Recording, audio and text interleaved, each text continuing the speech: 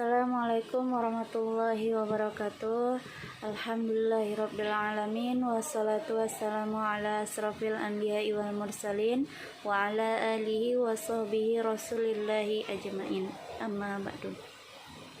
Pertama-tama puji beserta syukur kehadirat Allah Subhanahu wa taala yang telah memberikan kita kesehatan. Salawat kepada baginda Nabi, yakni Nabi besar kita Nabi Muhammad sallallahu alaihi wasallam. Saya Siti Nurjana, mahasiswi kelas 3D jurusan PAI. Pada kali ini saya akan memenuhi tugas dari dosen pengampu Pak Mursal MPDI. Pada kesempatan kali ini saya akan mempresentasikan makalah yang berjudul Pendidikan pada Zaman Kerajaan Islam di Indonesia. Baiklah, adapun pembahasannya yaitu yang pertama yaitu penyajian data sejarah, yang kedua analisis data sejarah. Baiklah, kita masuk ke yang pertama, penyajian data sejarah. 1. Kerajaan Samudra Pasai.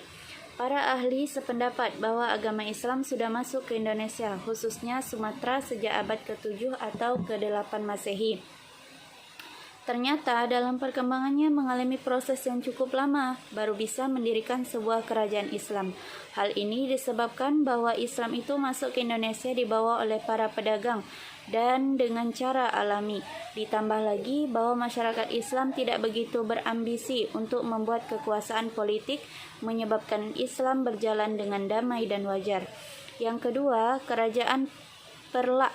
Kerajaan Islam yang kedua di Indonesia adalah Perlak di Aceh. Rajanya yang pertama Sultan Alauddin pada tahun 1161 sampai 1186 abad 12 Masehi. Antara Pasai dengan Perlak terjalin kerjasama yang baik sehingga seorang Raja Pasai kawin dengan putri Raja Perlak. Yang ketiga, Kerajaan Aceh Darussalam. Ketika kerajaan Islam Pasai mengalami kemunduran, berdiri sebuah kerajaan yang diperintah oleh Sultan Muhammad Shah. Namun kerajaan ini pun tidak bisa bertahan lama setelah mengalami masa kecemasan, yaitu ketika Sultan Muzaffar Shah memerintah. Yang keempat, kerajaan Islam di Jawa atau Demak. Tentang berdirinya kerajaan Demak, para ahli sejarah tampaknya berbeda pendapat. Sebagian ahli berpendapat bahwa kerajaan Demak berdiri pada tahun 1478 Masehi. Pendapat ini berdasarkan atas jatuhnya kerajaan Majapahit. Ada pula yang berpendapat bahwa kerajaan Demak berdiri pada tahun 1518 Masehi. Hal ini berdasarkan bahwa pada tahun tersebut merupakan tahun mendapat serbuan tentara Raden Fatah dan dari Demak. Yang kelima, Kerajaan Islam Mataram. Kerajaan Demak ternyata tidak bertahan lama. Pada tahun 1968 Masehi terjadi perpindahan kekuasaan dari Demak ke Panjang. Namun adanya perpindahan ini tidak menyebabkan terjadinya perubahan yang berarti terhadap sistem pendidikan dan pengajaran Islam yang sudah berjalan. Atas usaha dan kebijaksanaan dari Sultan Agunglah, kebudayaan lama yang berdasarkan Indonesia asli dan Hindu dapat diadaptasikan dengan agama dan kebudayaan Islam seperti A.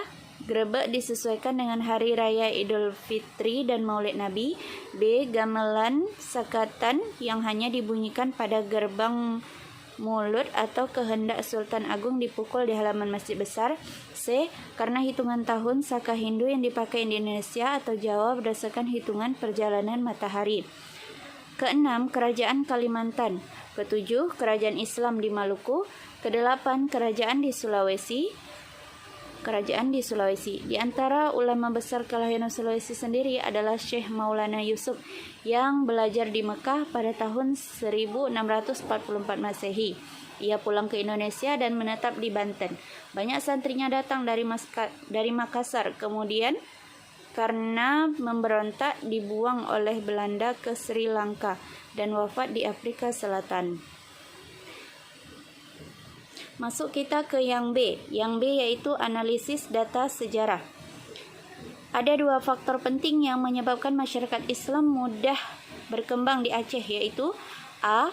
letaknya yang strategis dalam hubungan dengan jalur Timur Tengah dan Tiongkok. B.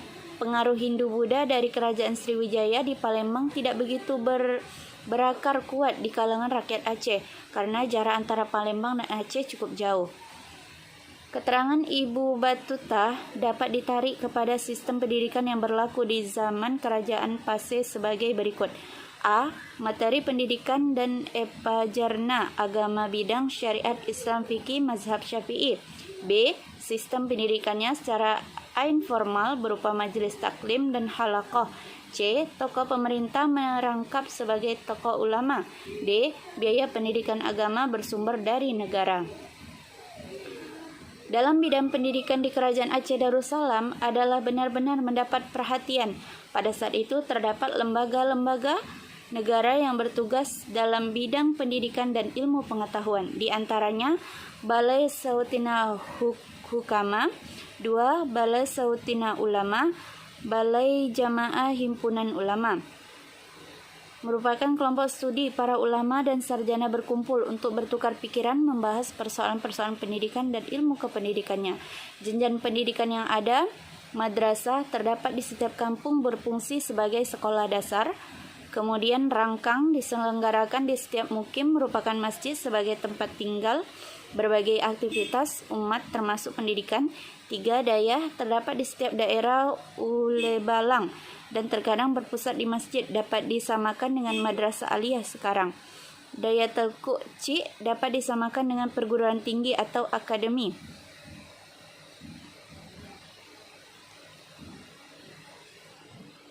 Nah, begitulah penjelasan dari sedikit secara ringkas dari makalah saya. Mudah-mudahan bermanfaat untuk semua, dan terutama untuk diri saya sendiri. Mohon maaf jika banyak kata-kata yang kurang atau pembahasannya yang kurang memuaskan. Wabillahi taufiq wal hidayah. Wassalamualaikum warahmatullahi wabarakatuh.